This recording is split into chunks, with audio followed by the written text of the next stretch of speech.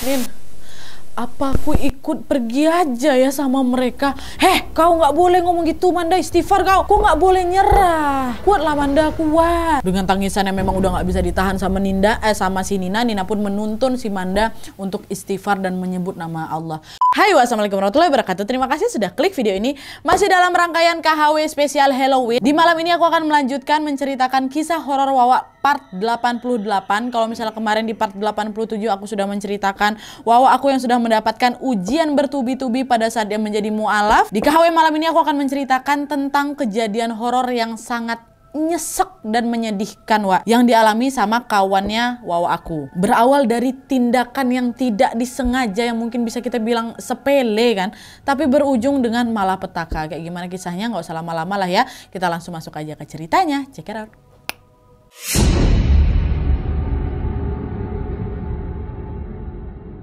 Oke jadi kisah horor kali ini datang dari Wawa aku yang bernama Nadine dari Jawa Tengah. Halo Nadine. Nah jadi kisah menyeramkan sekaligus memilukan ini dialami oleh temannya si Nadine yang kita sebut aja namanya Manda ya. Nah kejadian ini terjadi pada tahun 2016 lalu sewaktu Nadine ini memasuki bangku SMA pada saat melakukan MOS atau masa orientasi siswa. Nah rangkaian kegiatan MOS ini salah satunya adalah perjusami atau perkemahan Jumat Sabtu Minggu yang memang dilaksanakan di sebuah hutan di Jawa Tengah. Sebenarnya lokasi yang akan dipakai buat kemah ini bukan hutan yang angker, hutan yang kayak gimana, hutan yang nggak pernah terjamah manusia tuh enggak Di sana juga ada kayak pemukiman warga walaupun memang bukan pemukiman yang padat penduduknya, tapi yang memang udah sering terjamah sama manusia lah. Dan FYI pada saat perjusami ini Nadine memang nggak sempat datang karena dia lagi dirawat di rumah sakit. Dan cerita yang akan aku ceritakan ini, kejadian yang terjadi di perkemahan ini dia dengar dari kawan-kawannya, banyak saksinya memang. Nah lanjut lagi, jadi lokasi kemah mereka dengan pemukiman warga tadi jaraknya kurang lebih 300 meteran lah. Nah untuk peserta MOS baik perempuan ataupun laki-laki dan panitia laki-laki semuanya itu tidur di tenda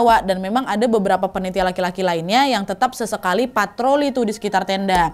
Sementara guru pembina sama panitia perempuan di sana itu tidur di rumah warga. Perkemahan waktu itu berjalan lancar-lancar aja sesuai dengan jadwal kegiatan. Sampailah tiba di hari kedua which is Sabtu malam. Nah teman Nadine yang bernama Tia ini bercerita kalau pada waktu itu Tia ini tidur di satu tenda bersama si Nina, Risa, Manda, Alia sama Fani. Sama dia lah Tia kan, jadi satu tenda berenam. Nah penanggung jawab tenda mereka itu adalah kakak kelas mereka bernama Kak Mia. Dan sebelum mereka semua ini beristirahat tidur waktu itu Kak Mia memang sempat berpesan, tolong semua ya kalian adik-adik dengar aku baik-baik. Kalau diantara kalian mau ada yang buang air maksimal cuma diperbolehkan sampai jam 10 malam. Jangan lebih dari itu.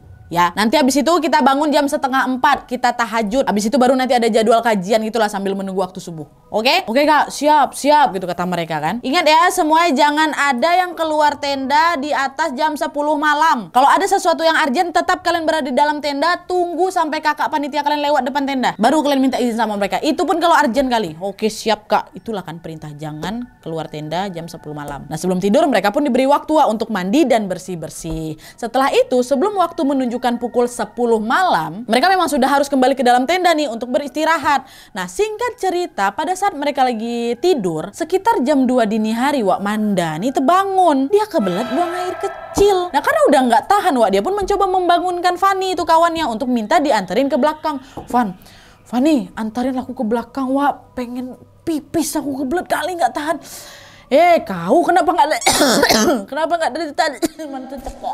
Kenapa nggak dari tadi sih Manda? Takutlah aku keluar jam segini. Kau pun bukan dari tadi. Tapi Fan aku kebelet nguyuh kali nih tolonglah kawanin aku. Udah lama mending kau tunggu aja ke kelas yang nanti patroli lewat. Kata si Fani. Balik tidur lagi si Fani Dan pada saat itu nggak cuma Fani aja yang nolak nganterin Manda ini ke toilet tapi semua kekawan tendanya itu juga menolak dengan alasan takut dan sama-sama meminta si Manda ini udahlah kau tunggu aja lah kakak patroli lewat katanya. Dan ditambah lagi kan mereka mengingat tuh pesan kakak kelasnya kan tidak diizinkan keluar di atas jam 10 malam. Nah adalah tuh semuanya pun kembali tidur Tersisalah si Manda yang memang masih panik kali karena kebelet nguyuh kan. Nah sampailah ketika mereka satu persatu terbangun untuk sholat tahajud bersama tiba-tiba si Tia sama si Nina yang waktu itu kebangun duluan tuh terkejut karena dia melihat rok yang dipakai sama Manda ini basah.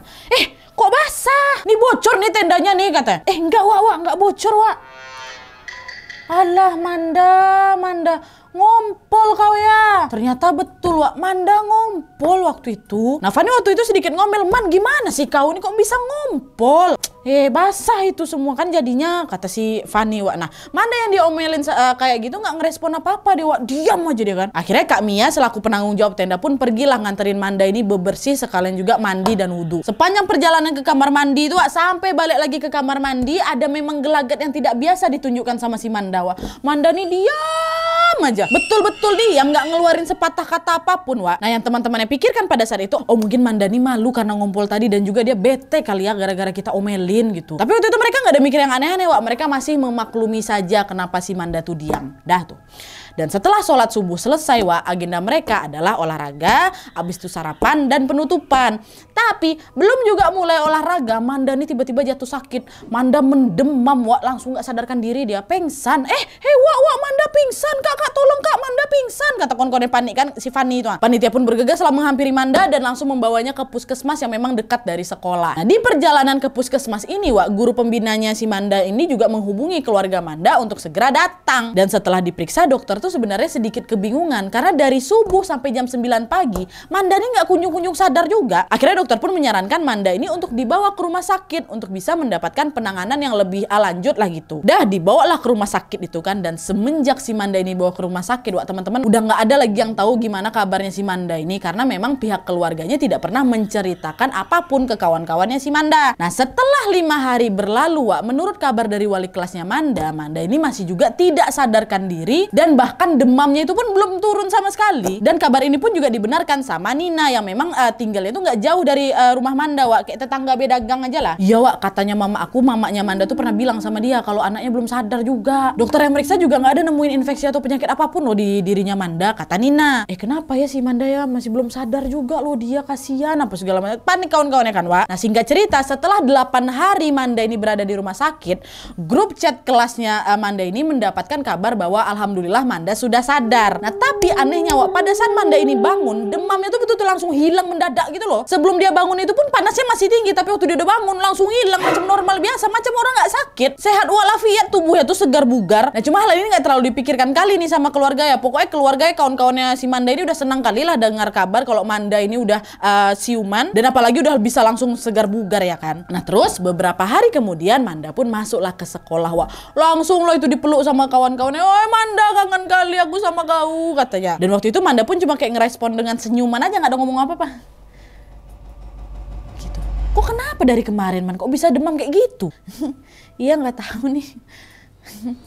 Dah, itu aja jawaban Manda, cuma senyum-senyum aja dan dia menjawab seadanya. Nah kemudian Wak, di sini keanehan pun kembali terjadi, di mana sepanjang pelajaran di kelas itu Manda nih diam aja dia. Ya wajar lah nak, dia nyimak pelajaran, enggak, diamnya tuh beda. Orang pas masuk jam istirahat juga si Manda ini memilih diam di kelas, nggak ada dia pergi keluar ke kantin tuh nggak ada, atau sekedar main gitu lah di depan kelas, tidak ada. Padahal Wak ya Manda tuh anaknya betul-betul ceria, seneng gitu dia bersosialisasi, kata si Nadine. Dan Manda kayak gitu tuh berhari-hari loh Wak, nggak cuma hari itu aja. Nah sampailah 3 hari kemudian secara kebetulan Nadine ini ketemulah sama Manda di ruang TU. Tapi Wak, tanpa disangka Manda yang dari hari pertama sekolah itu diam aja, gak banyak bunyi kan, tiba-tiba gak ada angin, gak ada hujan, Manda ini mengatakan sesuatu ke Nadine.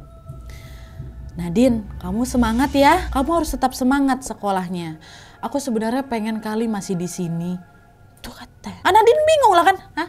Kenapa Man? Kamu pindah sekolah? Nah tapi pada saat itu Manda nggak menjawab pertanyaan Nadine tuh Wak. Dia cuman dada-dada yang lengos, dia pergi kan. Aku sebenarnya masih mau di sini, kata dia. Nah Nadine yang tidak mendapatkan jawaban apapun dari Manda pun ya cuman bisa kebingungan aja sambil dia balik lagi ke kelas dan juga ngebatin apa maksudnya pengen terus di sini nih ya. Agak aneh lah gelagat kawan kalian tiba-tiba ngomong kayak gitu kan Wak. Nah terus Wak, besok paginya setelah azan subuh Nadine mendapatkan notifikasi dari grup chat kelasnya yang mengatakan kalau Manda lagi-lagi tidak sadarkan diri. Ibunya Manda bilang kalau malam harinya tuh Manda hanya berdiri berdiam diri aja di kamar tanpa melakukan kegiatan apapun. Nah habis itu Manda ini tiba-tiba kayak menangis terseduh-seduh gitu loh Wak. Dia nangis, dah langsung pingsan aja nggak sadarkan diri. Nah ibunya waktu itu juga mengabarkan kalau Manda ini sudah dibawa ke rumah sakit tempat Manda dirawat sebelumnya tuh di sana lagi. Dan Manda juga kembali diperiksa secara menyeluruh dan hasilnya ya sama kayak sebelumnya Wak. Sehat walafiat Manda nih. Nggak ada infeksi apapun, nggak ada sakit apapun. Dan barulah di situ dokter di rumah sakit itu menyarankan kedua orang tua Manda ini untuk membawa anaknya ke rumah sakit yang lebih besar lagi, yang lebih lengkap lagi kan Wak. Dan pada saat itu juga Manda langsung tuh dirujuk ke rumah yang sakit paling mantap kali lah pokoknya di Jawa Tengah. Dan pas nyampe di rumah sakit itu Manda pun langsung dicek MRI Wak. Dan begitu hasilnya keluar, lagi-lagi keluarga Manda ini dibuat bingung Wak, karena hasilnya ya normal, sehat walafiat, nggak ada kelainan organ atau penyakit apapun sama si Manda nih. Tapi Manda ini tetap nggak bisa sadarkan diri, kayak gimana lah. Dan nggak cuma sehari 2 hari aja Wak Manda nih nggak sadarkan diri, melainkan sampai berapa lama? Sebulan.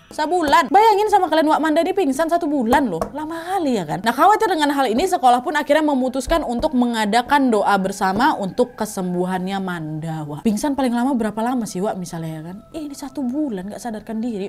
Nah terus Wak, setelah dirawat di rumah sakit selama 1 bulan lebih, orang tua Manda pun akhirnya memutuskan untuk merawat anaknya di rumah aja. Tapi pada saat itu pihak rumah sakit tidak mengizinkan karena khawatir kalau misalnya alat-alat yang kesambung di tubuhnya Manda ini dilepas ya Manda ya nggak bakal selamat lah. Katanya dia nggak kenapa-napa, kenapa masih ada alat-alat yang nempel? 1 bulan nggak makan macam mana Wak? Itu ya harus ada pertolongan pakai alat-alat itu supaya tetap ada stamina dalam tubuhnya kan, walaupun dia nggak sadarkan diri. Dan nggak dibolehin tuh sama rumah sakitnya kan. Cuman gegara orang tuanya Manda ini bersikeras untuk merawat Manda di rumah aja. Pihak rumah sakit pun mau tidak mau harus menyetujui keputusan orang tuanya si Manda ini. Walaupun sempat ada perdebatan alot tuh antara rumah sakit sama keluarga. Dan setelah itu Manda dan keluarganya itu pun pulanglah ke rumah. Dan pada saat itulah Wak, keluarganya pun akhirnya mengetahui apa yang sebenarnya terjadi sama Manda. Apa itu Nadia? Nah ini dia. Nah jadi Wak, ketika Manda ini pulang dan dirawat di rumah, Pak D-nya Manda yang memang diketahui bisa ngelihat yang nggak bisa kita lihat lah ya kan, datanglah ke rumahnya si Manda untuk ngejenguk Manda keponakannya. Sesampainya di rumah, Pak D pun langsunglah menuju ke kamar Manda. Tapi baru aja buka pintu Wak, Pak D ini dibuat macam terkejut, heran-heran gitu loh. Nah, Pak D lihat apa? Nadia dengar dulu Wak. Pada saat itu ibunya Manda memang nggak lihat apa yang Pak D lakukan, tapi yang pasti suaranya Pak D itu terdengar sampai luar kamar, dimana suara Pak D ini tampak seperti sedang memarahi dan mengusir seseorang. Nah kedua orang tuanya Manda jelas panik lah ngedengar Pak D-nya teriak-teriak di dalam kamarnya si Manda. Kan ngapa pula anak kita pula dimarah-marahinnya nggak tuh? Wah enggak Pak, itu pasti ada yang nggak beres itu Pak sama anak kita Pak. Pasti Pak D ngelihat sesuatu hal yang nggak menginginkan, yang nggak diinginkan kan Pak D bisa nengok kayak gitu Pak. Dan betul Wak, nggak lama kemudian Pak D pun keluar dari kamar Manda sambil keheranan. Pak D ngomong, "Sak durunge Manda ki gawe salah opo? Salah piye to Mas, aku nggak mudeng." Kata mamanya Manda Wak, "Manda koyong ini ki sejak kapan?" "Pas kemah wingi Mas." "Ono apa to Mas?" "Wah, angel iki. Anakmu gak sadar ya goro-goro makhluk iku. Ono makhluk sing nyekeli sikil anakmu." Nah orang tua Manda yang mendengar hal itu tuh ya jadi kaget kali kan sama pernyataannya Pak D Wak. Pak D waktu itu juga bilang kalau makhluk itu marah dengan ulahnya Manda. Nah ulah yang mana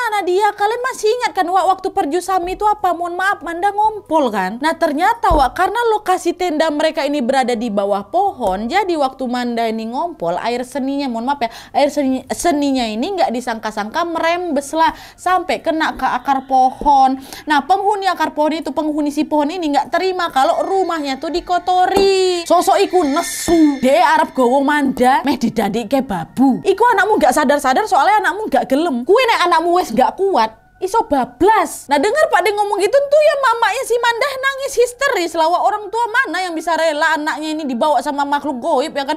"Piye carane ben anakku iso balik Pak D?" kata mamanya. Aku mau wis takon, tak nyang piye carane Manda ki iso balik. Dari soko iku pingine Manda ngresike pohon iku. Yen gelem iki Manda iso tak gawe sadar. Bar kuwi langsung lunga ning panggon iku maneh. Dunggange sisan ngresiki.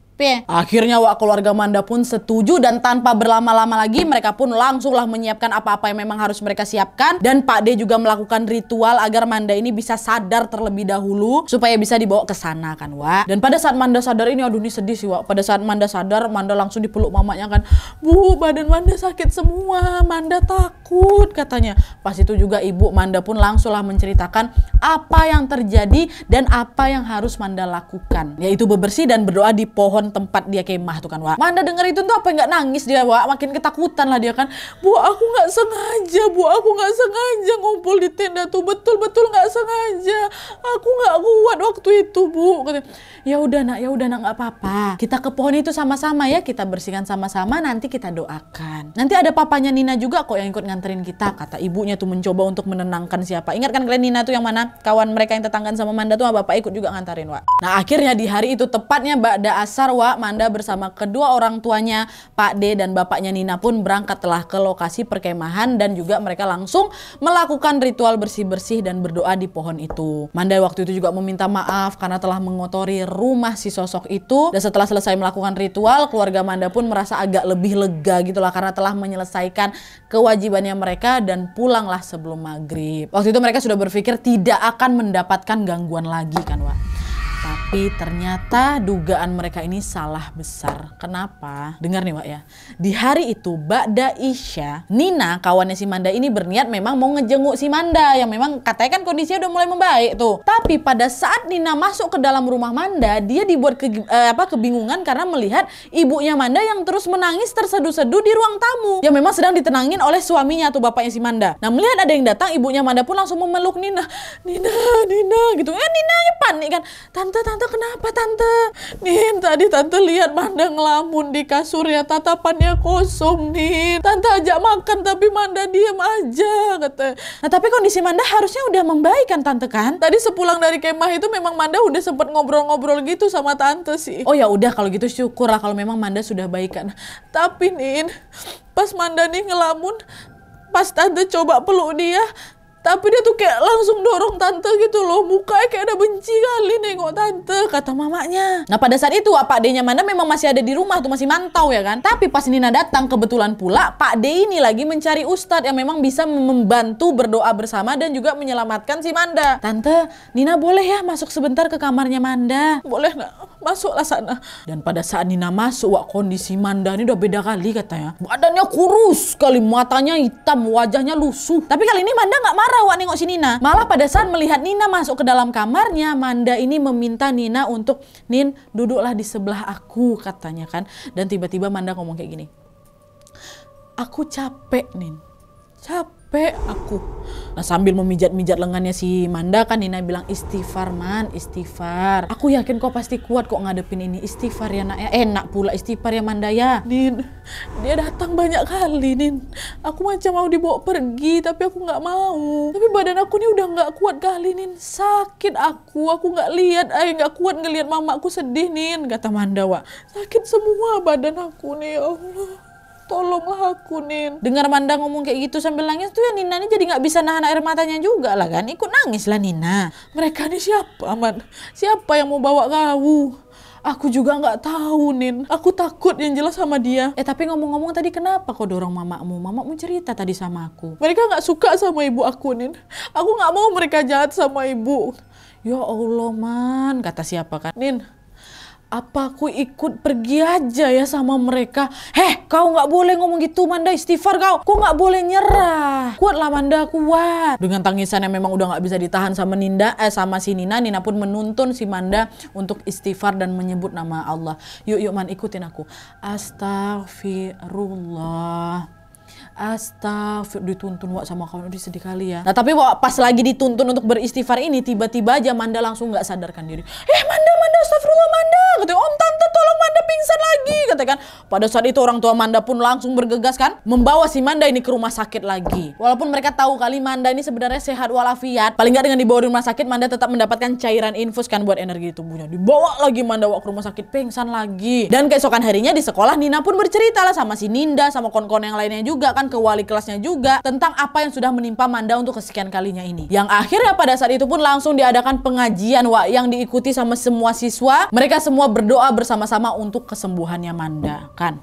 Tapi udah 1 bulan lamanya Wak, teman-temannya Manda ini nggak ada yang tahu gimana kondisi kesehatannya Mandanya. Bahkan Nina yang tetanggaan sama Manda aja juga nggak tahu kabarnya kayak mana Wak. Nah yang Nina tahu hanyalah Manda masih dirawat di rumah sakit. Pak D-nya sudah membawa ustadz dari manapun Wak, nggak bisa berbuat apa-apa juga ustadz tuh karena kondisi Manda ini juga nggak kunjung membaik. Sampailah pada hari Jumat jam 2 dini hari Notifikasi grup chat kelas pun berbunyi. Dan disitulah mereka mendapatkan kabar yang betul-betul nggak mereka harapkan. Tahu kalian apa kan? Innalillahi wa inna ilaihi rojiun. Manda meninggal dunia setelah sebulan lebih tidak sadarkan diri di rumah sakit dengan kondisi yang sebenarnya sehat walafiat. Meninggal Manda. Dengan keadaan masih shock dan gak percaya, semua siswa yang sekelas sama Manda tadi pun langsung diminta berkumpul jam 6 pagi. Kemudian mereka bersama-sama menuju ke rumah Manda untuk melayat dan mengantarkan Manda ke peristirahatan terakhirnya. Di sepanjang perjalanan ke rumah Manda, Fani, masih ingat kalian kan teman Manda yang dibangunin Manda pertama kali buat ngawanin dia buang air kecil tuh. Dia nangis gak berhenti. Manda, maafin aku Manda.